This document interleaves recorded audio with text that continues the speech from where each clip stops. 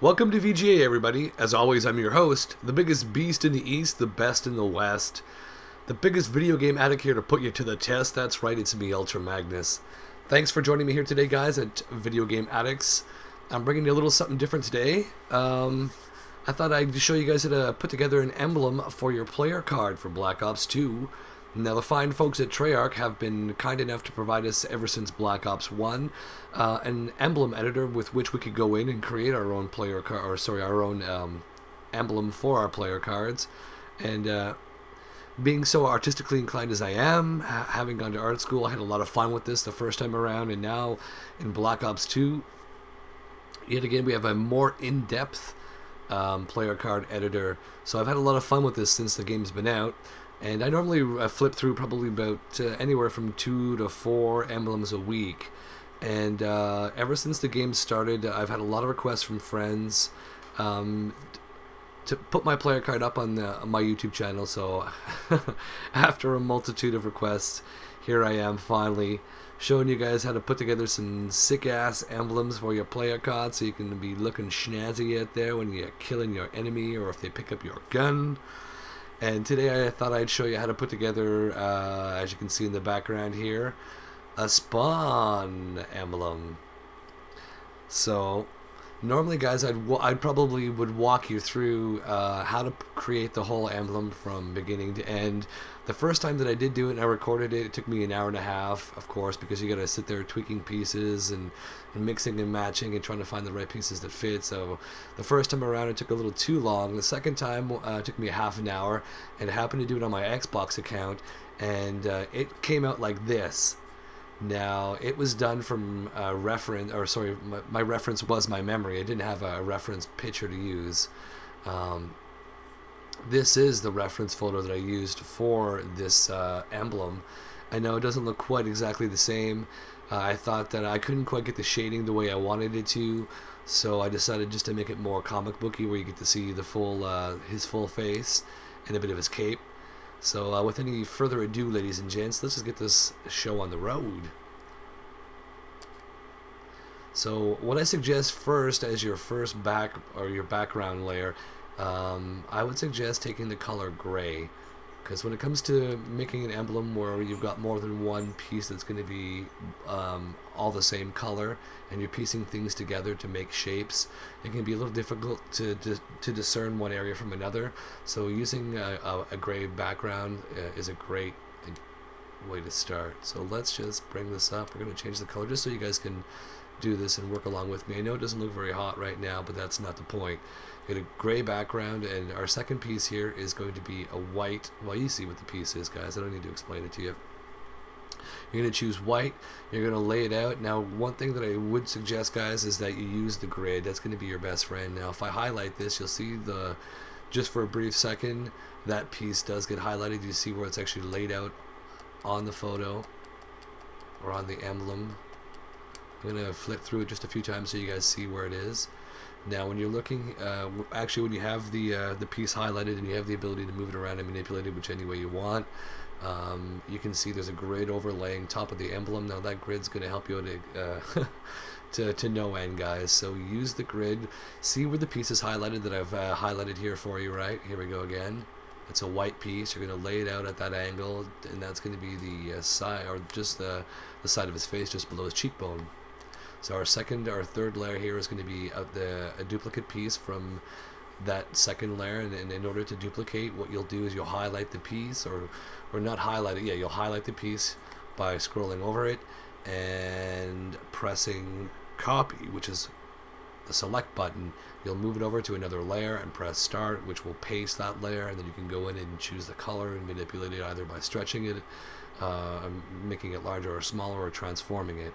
Now what we're going to do is just take this piece and we are going to enlarge it and lay it up just against the second layer right there, so that we get that little sliver of white that makes it all the way down to the bottom of the emblem card, and it defines the edge of his face.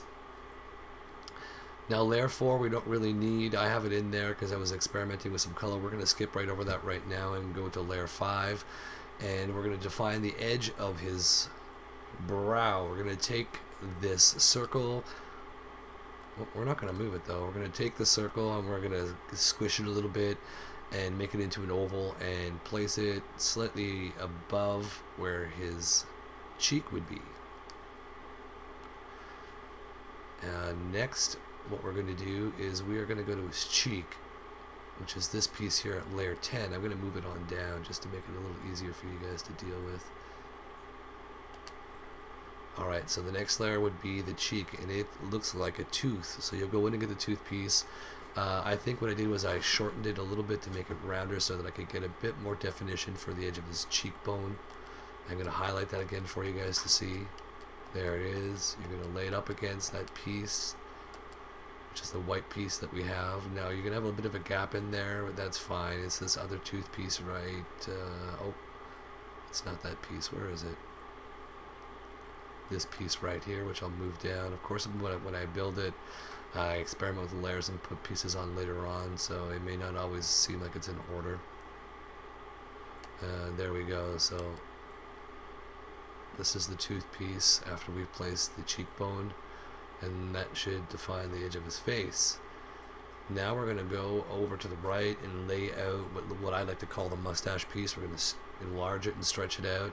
You see its shape defined here as I highlight it back and forth. You can see it flash. Don't remember, guys, don't remember.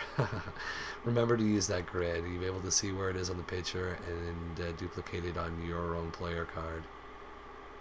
So we're going to lay that piece out there, and then we're going to help to define the eye. We're going to grab this teardrop piece here and enlarge it and thin it out just a little bit, squish it down a little bit, and we're going to lay it just over top of this piece here. Alright, you gotta see where it is. Good, good, good.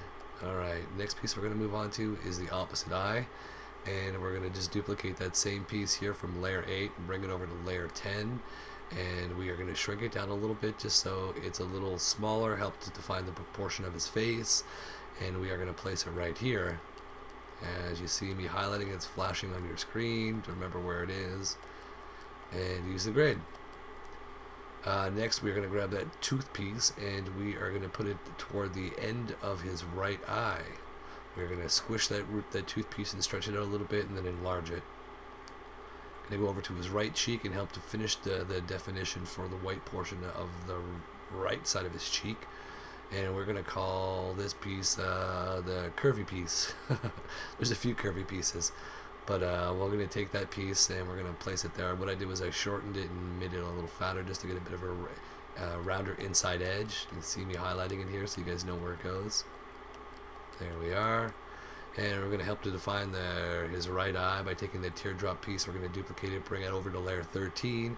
And we are going to stretch it out a little bit so it has more of a drop. It's a little wider and deeper than it is longer and narrow, let's say. Okay, and we're going to place that just underneath the right curly Q of his eye. I don't know what to call this piece over here. I'm going to highlight it for you. This piece right here. Oops, my mistake. I moved that. It's not what I wanted to do. There we are. I was trying to highlight this piece right here for you. The curly Q. Anyhow, now we're going to define his left cheek. We're going to take the star. We're going to stretch it out and place it at the very end of his eye, at the last piece, so they both meet each other. And that's this piece over here, guys. This one I'm highlighting. There we are. We're going to define his eyes, or make his eyes. Now we're going to take the half circle, squish it down, make it a little thin. You can see me highlighting it right here. We're going to place it just inside and above the curly Q and above the black portion of his eye. And we're going to do his right eye. We're going to take a teardrop, stretch it out a little bit, and flatten it out to make it look a bit more ominousing. Alright, we're going to take this curved piece next and choose black. We're going to stretch it out and make it, or we're going to elongate it, place it above his eye to define the shape of his eye and give it a bit more menacing appeal. Oops, sorry guys. We are going to take two of those other, what I'm going to call the claw pieces that look very similar to the tooth piece, and we are going to stretch it and squish it down a little bit and then place it on the inside of his eye to help define that kind of green glow he's got. We're going to duplicate that piece and do the same thing on the other side of the half circle. Our next piece is going to be the same squiggly that we had here above his other eye. We'll just duplicate that piece, pull it over to layer 20, stretch it out again, and place it above his right eye to give him more definition and to give him his eyebrow or his eye line. We're going to take, for layer 21, the tooth piece, as I'm highlighting it here, and we're going to define the rest of his mask, if you will.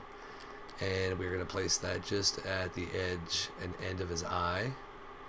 We are going to go to what I want to call the sail piece. It looks like a lot like the claw piece. It's not.